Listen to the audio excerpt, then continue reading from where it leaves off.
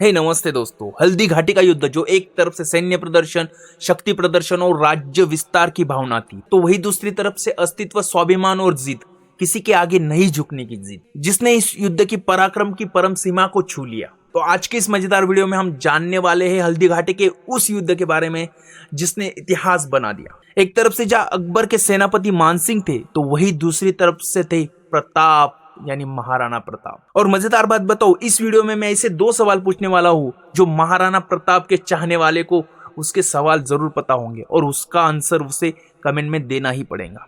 तो करते हैं बात हल्दी घाटी की, जहां एक तरफ मानसिंह के पास 50 से 80 हजार की फौज थी, तो वही दूसरी तरफ राणा प्रताप के पास खाली 20 हजार की फौज। जहां एक तरफ मानसिंह के पास बहुत बड़े बड़े सरदार थे, कोई अफगान था, कोई तुर्क था, कोई राजपूत था, और वही खुद मानसिंह उस समय में उड़ीसा और आसाम जीत कर मेवाड़ की तरफ बढ़ा था। और प्रताप की फौज में खुद प्रताप को पकड़ के खुद के 13,000 के सेना थी, और वही उनको आकर मिले थे भील जनजाति के 400 धनुर्धर। कभी किसी जमाने में दिल्ली पर शासन करने वाले शहंशाह सूरी के वंशज हकीम खान सूरी भी प्रताप को आकर मिले थे, जिनके पास 800 लोगों की फौज थी जो अफगान लड़ाके थे। वही ग्वालियर के राजपूत राजा भी अपने फौज के साथ प्रताप को आकर मिले थे।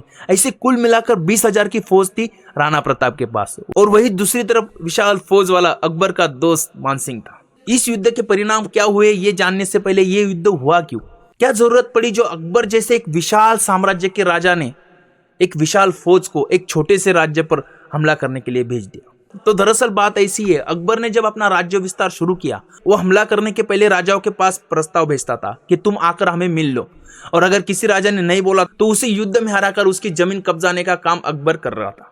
उसी वक्त मेवाड़ के राजा को भी प्रस्ताव मिला कि तुम्हारा साम्राज्य हमारे साम्राज्य में मिला लो। उस वक्त मेवाड़ की गद्दी पर थे राणा प्रताप के पिता उदय सिंह। उदय सिंह ने इस प्रस्ताव को साफ मना कर दिया, और तभी अकबर ने 1567 अक्टूबर में चित्तौड़गढ़ पर अपनी फौज भेज दी और चित्तौड़गढ़ को पूरी तरह से घेर लिया। उसमें से उदय सिंह कैसे तो भी निकले, लेकिन उस घेराबंदी में एक राजा मारा गया जिसका नाम था जयमल। उदय सिंह उस घेराबंदी से निकले और अरावती के जंगलों में अपने आगे के दिन बिताए। वहां पर ही उनकी मृत्यु हुई। उनकी मृत्यु के बाद राणा प्रताप गद्दी पर आए, और राणा प्रताप को भी अकबर ने कई बार प्रस्ताव भेजा कि तुम्हारा साम्राज्य हमारे साम्राज्य में मिला लो और आपको अकबर के दरबार में बहुत बड़ी पोस्ट पर रखा जाएगा। जैसे बाकी के राजपूत राजा मान ही गए थे, वैसे प्रताप भी मान जाए, ऐसा अकबर का मानना था। लेकिन प्रताप अलग ही मिट्टी से बने हुए थे। अकबर के बार बार प्रस्ताव को ठुकराने वाले प्रताप को एक दिन बड़े युद्ध का सामना जरूर करना था, और वो युद्ध हुआ। और वो समय आया राणा प्रताप के गद्दी पर आने के 4 साल बाद, 15 जून 1576 हल्दी घाटी, जिसे इतिहास का एक बहुत बड़ा युद्ध कहा जाता है। 15 जून 1576, उसके कुछ दिन पहले ही अकबर खुद अजमेर पहुंच चुका था इस युद्ध के हालचाल जानने के लिए। मानसिंह के पास एक बहुत बड़ी फौज थी। सबसे पहले मानसिंह मोलेला पहुंचा, और वहां पर उसने अपने फौज के 3 टुकड़े किए। एक टुकड़ा भेजा मेवाड़ की राजधानी जीतने के लिए, दूसरा भेजा उनवास की तरफ, और तीसरा भेजा हल्दी घाटी की तरफ खुद के नेतृत्व में। तो वही दूसरी तरफ राणा प्रताप अपनी फौज को लोसिंग में तैयार कर रहे थे, और इन दोनों फौज का आमना सामना हुआ हल्दी घाटी में। फिर उसके बाद की कहानी जानते हैं अकबर के ही दरबार के इतिहासकारों से। वो कहते हैं हल्दी घाटी में मानसिंह की फौज ने राणा प्रताप की फौज को चारों तरफ से घेर लिया। कुछ ही पल में हल्दी घाटी की वो पीली जमीन रक्त से लाल हो गई। कभी मानसिंह की फौज हावी हो रही थी, तो कभी प्रताप की फौज हावी हो रही थी। जब एक वक्त आया जब महाराणा प्रताप ने अपना पराक्रम की परम सीमा को गांठ लिया, और अपने घोड़े को मानसिंह के हाथी के मस्तक पर लगाकर मानसिंह पर एक वार किया, जिसमें मानसिंह तो बच गया, लेकिन मानसिंह का महावत मारा गया। इसी गड़बड़ में मानसिंह की फौज में यानी मुगल फौज में अफरा तफरी मच गई कि मानसिंह मर गया। लेकिन ये गड़बड़ कुछ ही पल की थी। मानसिंह ने हाथी को संभाला और गड़बड़ा गई स्थिति को भी संभाल लिया। उसी वक्त मानसिंह के तरफ का मोर्चा छोड़कर राणा प्रताप, एक विश्वसनीय सरदार, जो मुगलों का एक विश्वसनीय सरदार था, जिसको आपको कमेंट में बताना है उसका नाम क्या है, उसके ऊपर धावा बोल दिया और उसको घोड़े सहित काट डाला। उसका नाम क्या है ये आपको कमेंट में जरूर बताना है।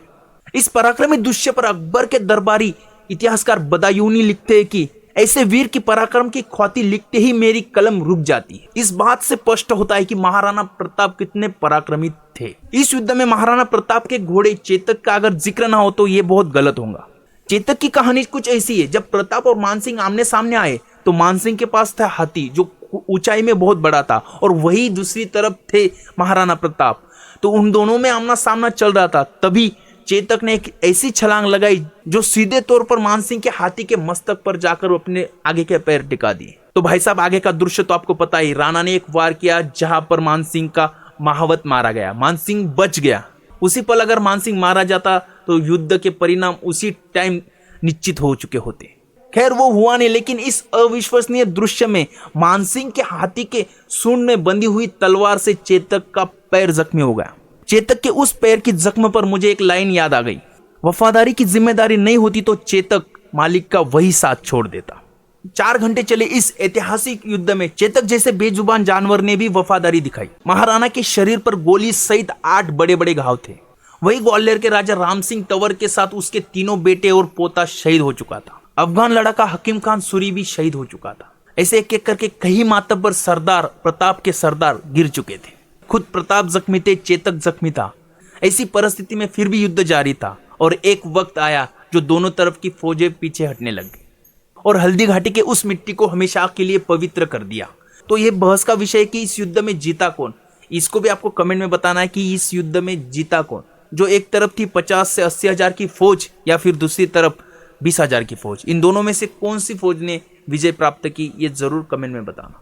और रही बात अकबर के राणा प्रताप के बारे में व्यू की, तो अकबर हमेशा से राणा प्रताप की बहुत इज्जत करा करते थे, क्योंकि बाकी सभी राजा उनके मांडलिक थे, लास्ट तक यानी आखिर तक उनकी मांडलिकता स्वीकार नहीं की। तो एक महाराणा प्रताप के लिए लाइक तो बनता है यार, और ऐसे मजेदार वीडियोस के लिए इस चैनल को सब्सक्राइब तो बनता है।